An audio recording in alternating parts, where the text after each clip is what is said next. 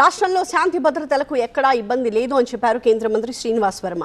అంబటి అసభ్యంగా మాట్లాడడంతోనే ప్రజలు రియాక్ట్ అయ్యారని, వైసీపీ నాయకులు హుందాగా వ్యవహరించాలని, రెచ్చగొట్టేలా మాట్లాడకూడదని సూచించారు.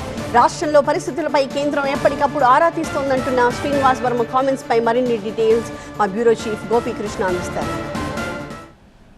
రాష్ట్రంలో శాంతి భద్రతలకు సంబంధించి మనతో మాట్లాడేందుకు కేంద్ర మంత్రి భూపతిరాజు శ్రీనివాస్ వర్మ ఉన్నారు. సార్, 2 రోజులుగా రాష్ట్రంలో వైఎస్ఆర్సీపీ ఇటు టీడీపీ నేతల మధ్య మాటల యుద్ధం కానీ, జరుగుతున్న అల్లర్లు గొడవలు కానీ, వీటిని ఏ విధంగా చూస్తారు? రాష్ట్రంలో పరిస్థితులకు సంబంధించి మీరేం మెసేజ్ ఇస్తారు? రాష్ట్రంలో శాంతి భద్రతలు బ్రహ్మాండంగా ఉన్నాయి. రాష్ట్రంలో శాంతి భద్రతలకి విఘాతం కలిగినటువంటి పరిస్థితి వేళ రాష్ట్రంలో లేదు. ఒక senior Congress party YCP party నేత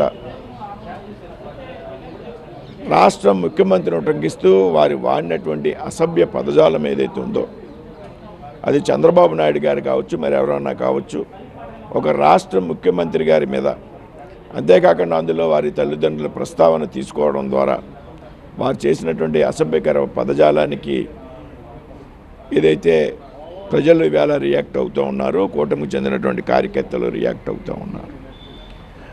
అయితే ఇది రాష్ట్రంలో శాంతి భద్రత సమస్యగా పరిగణించాల్సినటువంటి అవసరం లేదు.